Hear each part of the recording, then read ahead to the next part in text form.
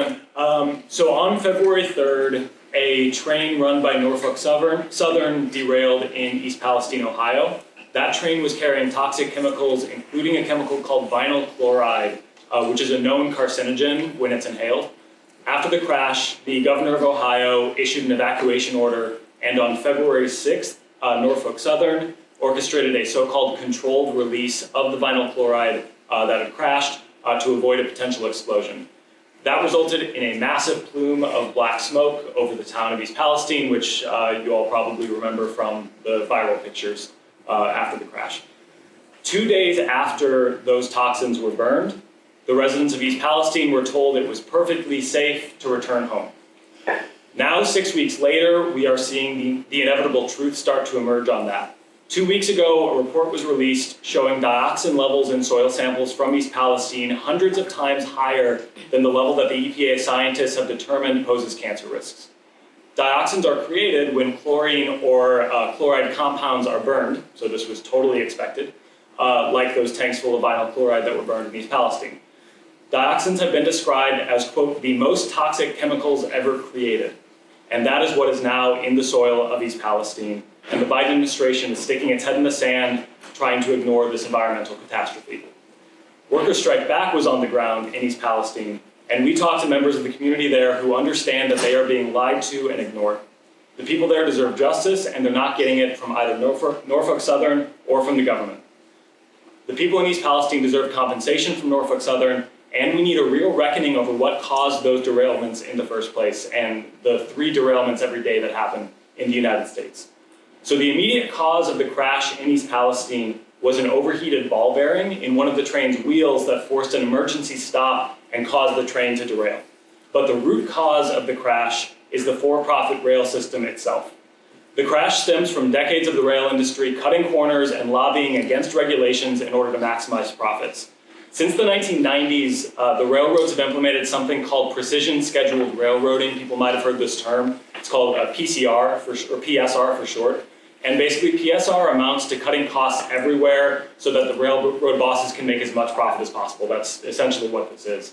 So just in the last 6 years, the Class 1 railroads, including Norfolk Southern, have laid off 33% of railroad workers, while train lengths have increased by about 25%. Longer trains make more profit, but they're also more difficult to stop.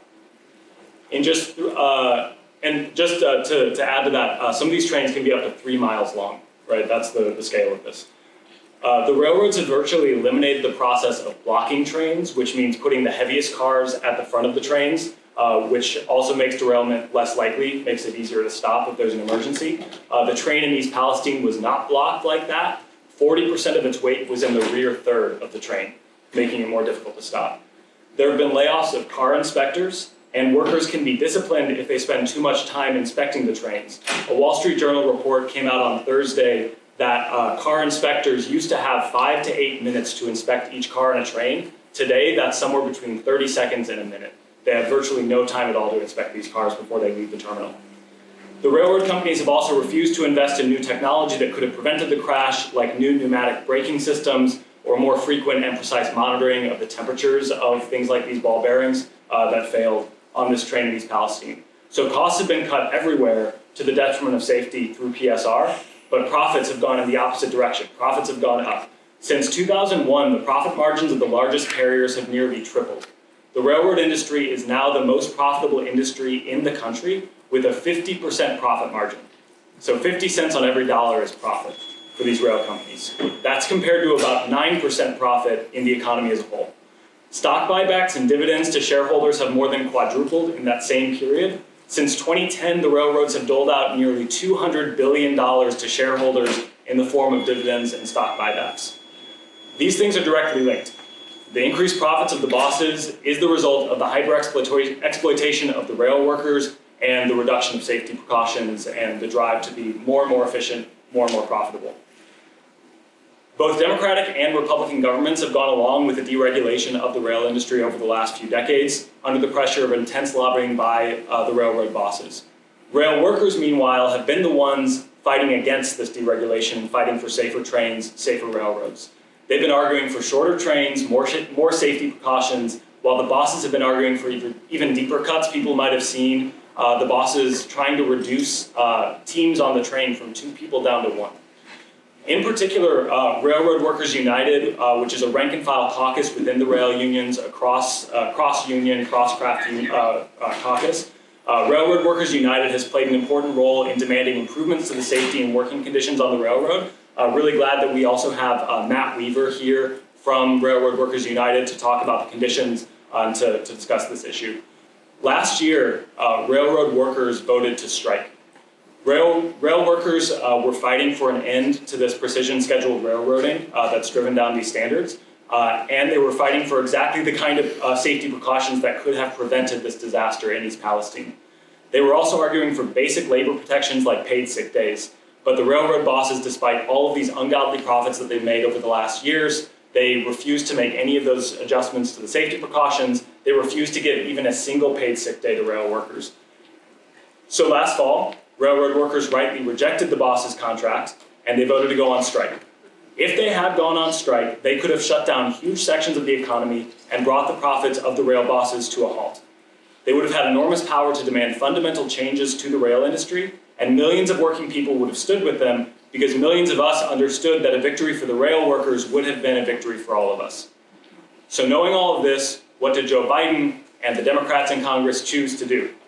They voted to crush the rail strike, making the strike illegal and imposing a terrible sellout contract that the workers had just rejected, which didn't include any of the key demands that they were fighting for, including those paid sick days. And it wasn't just Joe Biden. AOC, the Squad, Pramila Jayapal, and nearly all of the so-called progressives in Congress voted along with Joe Biden to break this strike. AOC and the so-called progressives chose to stand with the rail bosses, and they share responsibility for the results, including the catastrophe in East Palestine. AOC and the Squad attempted to give themselves cover. Some of you might remember the second bill that was proposed that included 7 paid sick days. This was an attempt to give themselves cover by voting for that second bill that included the sick days, while also voting for the strike-breaking bill. But the Congressional Progressive Caucus knew what was going to happen. This was a total con job. They colluded with Nancy Pelosi to separate this vote into 2, promising their roughly 100 votes of the Progressive Caucus for this rotten TA, for the strike-breaking bill, in exchange for this separate vote on the sick day amendment, which they knew full well would get crushed in the Senate, and a day later, that's exactly what happened.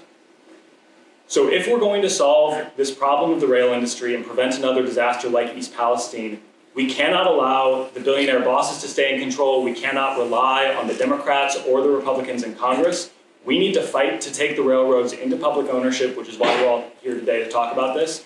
And we need to take them out of the hands of the bosses, and rail workers themselves should operate them on the basis of democratic worker control.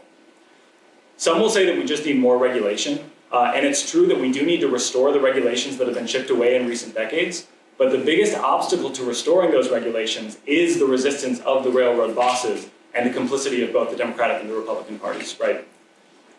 The deregulation of the rail industry since the 1990s especially, it didn't come out of nowhere. It was the direct result of the massive power of the rail industry and the billionaires like Warren Buffett who control it. Warren Buffett owns BNSF, which is one of the biggest rail companies. The rail industry, to give a sense of the scope of this, they've spent more than $650 million on lobbying over the last 2 decades, and they have systematically purchased influence in the Republican and the Democratic parties through campaign contributions. And their power is only becoming more concentrated. 2 weeks ago, a federal regulator approved a $31 billion merger between Kansas City Southern and Canadian Pacific, which are the 6th and 7th largest rail companies by revenue in the United States. They're now one single company. This was approved after the disaster in East Palestine, and that concentration is continuing, the concentration of more and more power into fewer and fewer hands, and it's happening not just in the rail industry, but across the entire economy. If we're going to make the rail system safe for our communities and ensure good jobs for rail workers, it requires more than just tinkering around the edges with new regulations. It means taking power out of the hand of the rail bosses completely, putting that power into the hands of the rail workers, and bringing the railroads into democratic public ownership. It's really exciting that Railroad Workers United has joined forces with Workers Strike Back to launch a petition to demand public ownership of the railroads, and this meeting is an important step to building that movement. The call for nationalization isn't new. Nationalization of the railroads has been a key demand of the workers' movement for over a century. Dozens of countries around the world have nationalized their railroads over the last century, and in fact, in 1917, the railroads were nationalized in the United States for a period of about 3 years. So what happened? In 1917, railroad workers threatened to go on strike against brutally long hours and the profiteering of the rail bosses. Sounds familiar, right? Their key demand at that point was an 8-hour day. The railroad bosses refused to budge, and workers moved forward with plans to strike. The government wanted to prevent a strike at all costs because this was right as the United States, as Congress and the president and the ruling class of the US was entering World War I. And they were terrified of what a strike would mean for their war plans. But unlike what happened this past December, when Congress intervened with this strike, they came down against the rail bosses. They enacted an 8-hour day for rail workers, and US President Woodrow Wilson nationalized the railroads. Now, it's important to understand Woodrow Wilson is not a friend of workers, was not. He didn't nationalize the railroads because he really cared about the well-being of the workers who were threatening to strike. They did that. Congress enacted the 8-hour day, and Woodrow Wilson nationalized the railroads because that strike was such a threat to the U.S. economy. That strike was such a threat to the ruling class of the United States that they were forced to act. They were forced to implement the 8-hour day. They were forced to raise wages for rail workers, and they were forced to take the railroads into public hands because the billionaires couldn't be trusted to run them. So even though Congress, didn't nationalize the railroads for the benefits of workers, it did lead to huge advances. I mentioned the 8-hour day. Wages were raised across the rail industry for 2 million workers who worked on the railroads at the time. And also competitive waste was eliminated. Duplicate lines on the railroads. Passenger ticketing was standardized. 100,000 new freight cars were built to overcome shortages. So that lasted for 3 years. And in 1920, after the war ended, the government handed the railroads back to the bosses. But those 3 years of nationalization showed how much more efficiently and effectively the railroads could run, and what kinds of gains can be made for workers when when the rails are taken out of private hands. So what Workers' Strike Back means by public ownership is different than the kind of nationalization that took place in 1917. Like I said, Woodrow Wilson didn't care about the well-being of a single rail worker. He cared about getting weapons to the front line of the war. But likewise, we should have no faith that Joe Biden or the Democrats or the Republicans would run the railroads in the public interest. What we need is public ownership under democratic worker control, because it's the rail workers themselves who know how to run the railroads. They know how to run them safely, how to run them efficiently. They're the ones who drive the trains. They're the ones who inspect the cars. They're the ones who repair the tracks. They're the ones who have been organizing for years for safer conditions. And they're the ones who should be making the key decisions day to day about how the railroads are run. Not the rail bosses, not Joe Biden, not the bureaucrats in Washington. We need to take power out of the hands of the bosses, put it in the hands of the workers. And we need public ownership also of other essential services and functions in our society.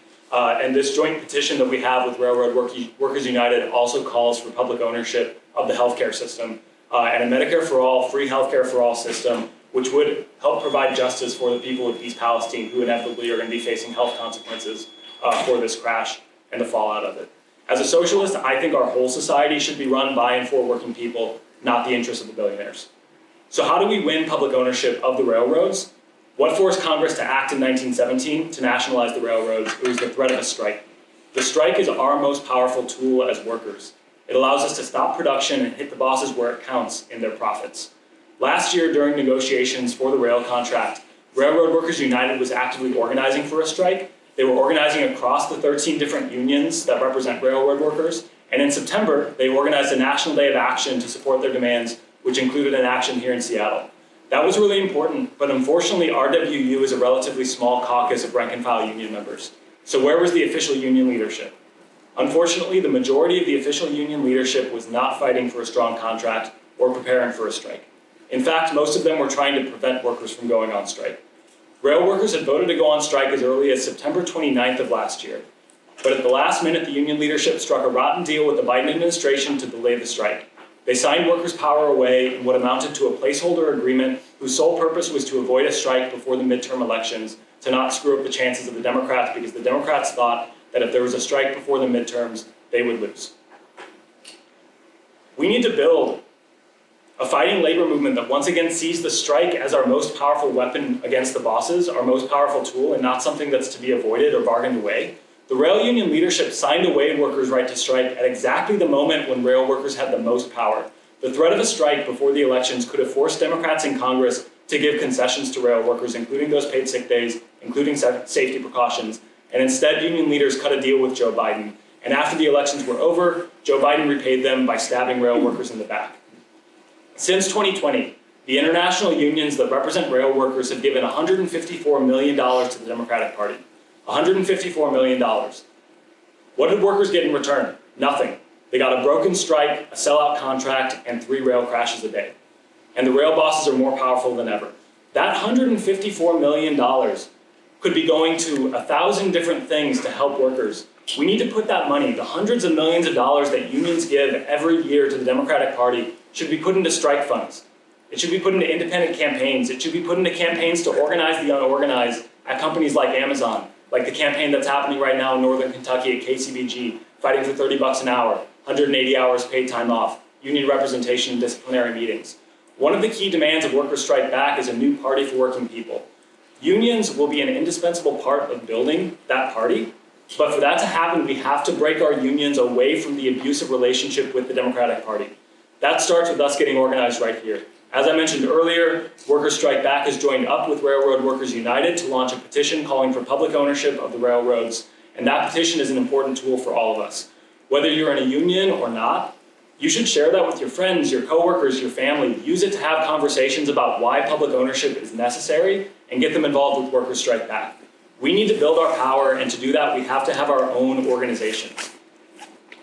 That means building caucuses like Railroad Workers United that can transform our unions into fighting organizations, back into the fighting organizations that they used to be. And for non-union workers, it means organizing fighting unions in our workplaces. And for all of us, it means building broader organizations like Workers' Strike Back that can unite union and non-union workers around a clear set of demands, a clear program, and that includes public ownership of critical industries like the railroads. Organizations like RWU and Workers' Strike Back can be the foundation for the fight to break the unions away from the Democratic Party, organize workers across the country, and build a new party that will stand unapologetically on the side of working people, a party that will support strikes instead of breaking them, and a party that can build a movement strong enough to win public democratic ownership of the railroads, and much, much more. So I'm really glad to see everyone here today. Thanks for coming in. I'm really excited for the rest of the discussion. Thanks.